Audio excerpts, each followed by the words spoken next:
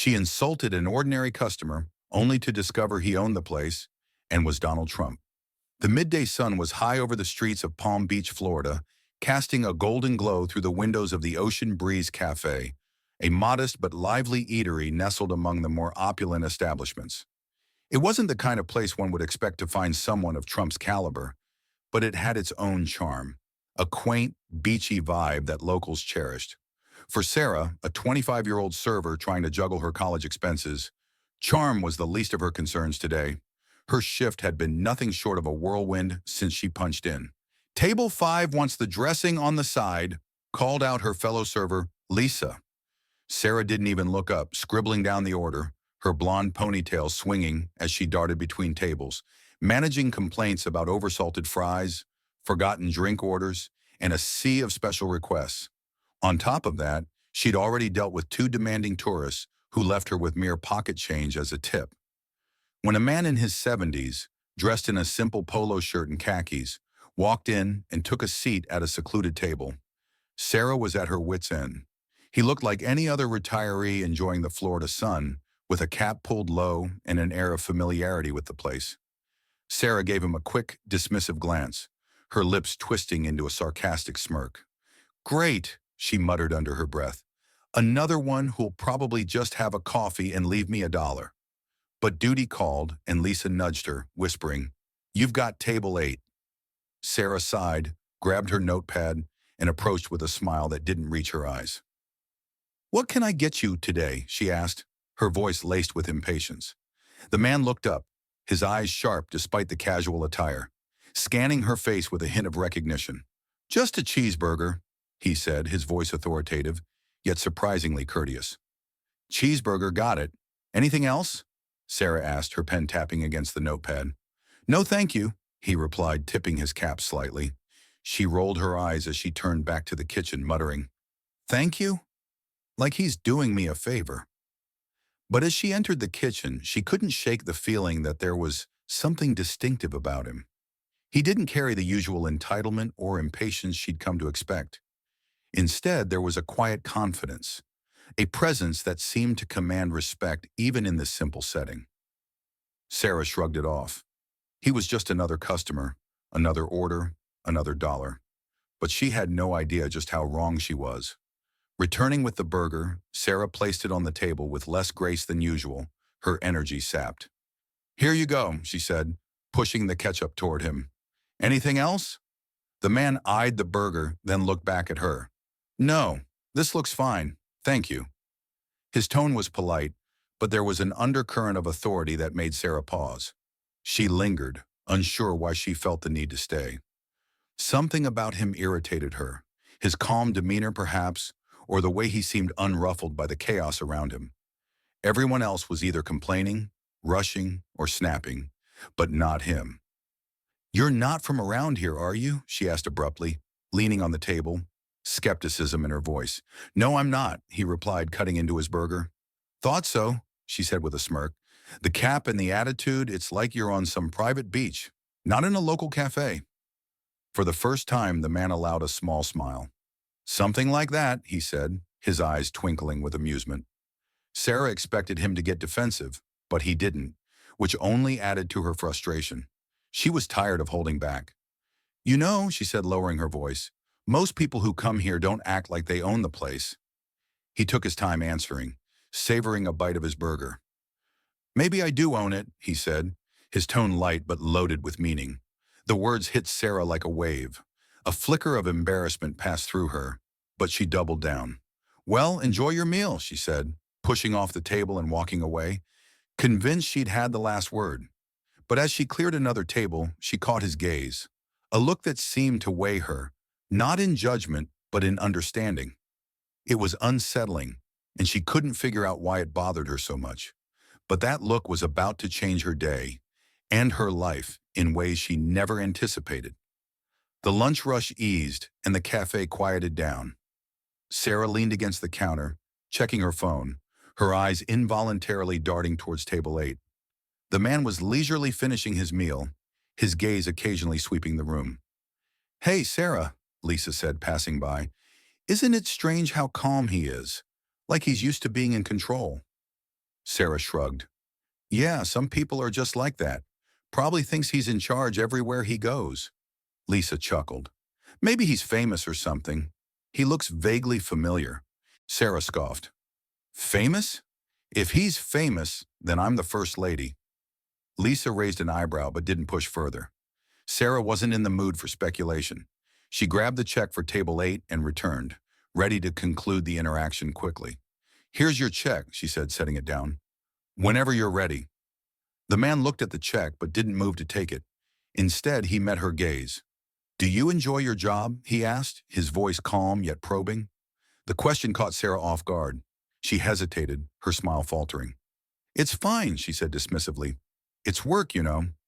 He nodded, his expression thoughtful.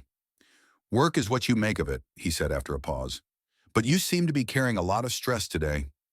Sarah felt her cheeks heat up. Who was he to comment on her stress? She crossed her arms defensively. Look, I've had a rough shift, okay? Not everyone gets to sit around eating burgers and giving out life advice. To her surprise, he didn't seem offended. He leaned back, a faint smile on his lips. Fair enough, he said, but remember, how you treat people in those moments speaks volumes.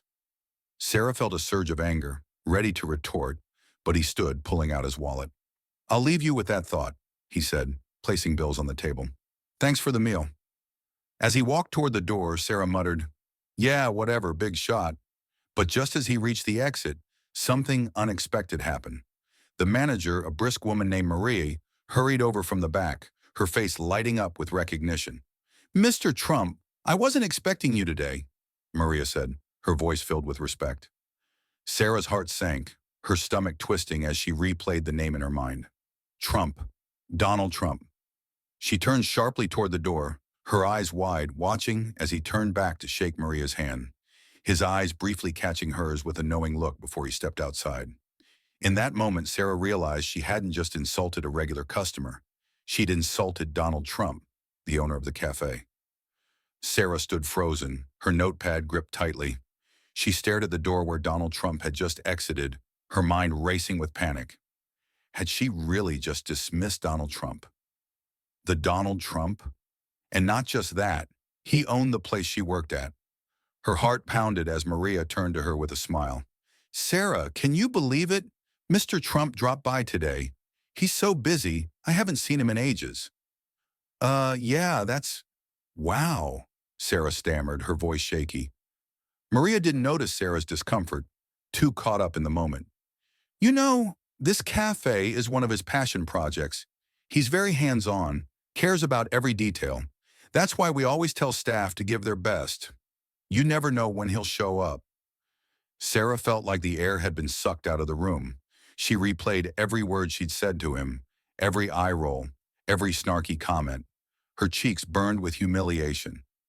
Are you okay? Lisa asked, noticing Sarah's pale face. I think I need a minute, Sarah muttered, retreating to the break room. Behind the closed door, she sank into a chair, her mind spinning. How could she have been so blind?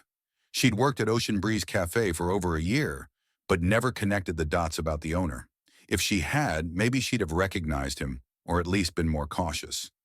But now what would happen? Would he tell Maria about her attitude? Would she lose her job? The next day, Sarah came to work with a knot of anxiety in her stomach. She hadn't slept well, the events of the previous day replaying in her mind. When she saw Donald Trump walk in again, she nearly dropped the tray she was carrying. He was dressed similarly, but his presence felt even more imposing now. Her heart raced as she forced a smile. Mr. Trump, I didn't expect to see you again so soon. He tilted his head slightly, a small, unreadable smile on his lips. I like to keep an eye on my businesses. Keeps everyone on their toes. Right, well, everything's under control today, Sarah said, her voice betraying her nervousness. I see that, he nodded, his eyes scanning the cafe. But you seem a little tense. She froze. Of course he'd notice. He noticed everything. About yesterday, she began. He raised a hand, stopping her. No need to apologize, he said calmly. I'm not here to make your life harder. Sarah blinked, taken aback by his response. You're not. No, he said, his voice steady. But there's a lesson here. You never know who you're dealing with or what they might be going through. Kindness doesn't cost much but means a lot. Sarah felt her throat tighten. She just nodded, a lump forming in her chest. Look, I've had tough days too, Trump continued, his tone softening. But how you handle those days says a lot about who you are. People notice. His words weren't harsh, but they struck deep. He wasn't scolding her. He was teaching her. Thank you, she managed to say, her voice barely above a whisper. You're welcome, he said, giving her a small, reassuring smile. Just remember, every interaction is a chance to make an impression. Use it well. With that, he tipped his cap and left, leaving Sarah with much to ponder. Over the following weeks, Trump's words echoed in Sarah's mind. She began to approach her work with a new perspective, not just as a job, but as an opportunity. She started small, offering genuine smiles, showing patience with difficult customers, and even going out of her way to make someone's day a bit brighter. One evening, Maria called Sarah into her office. Sarah entered with a mix of dread and curiosity. You've been here for a while now, Maria began, and I've noticed a positive change in you lately. Sarah looked up, surprised. Oh, thank you. I don't know what sparked it, Maria continued, but keep it up. Customers have noticed, and we've had some great feedback on your service. Sarah felt a wave of relief and pride. She hadn't expected her efforts to be acknowledged so soon. As she left the office, she smiled genuinely for the first time in a long while. She still had much to learn, but she was on the right path, thanks to an unexpected lesson from Donald Trump. That night, locking up the cafe, Sarah looked at the sign. It wasn't just a place to work. It was a place to grow, to learn, and to possibly make a difference. She owed it all to the man she'd initially dismissed, who turned out to be one of the most influential figures in the world, teaching her a lesson she'd never forget. Because sometimes the smallest interactions have the most profound impacts, reminding us that every moment is an opportunity for kindness and growth. If this story inspired you, hit the like button and share it with someone who could use a little encouragement. And don't forget to subscribe for more real-life lessons and stories that remind us all to be a little kinder every day.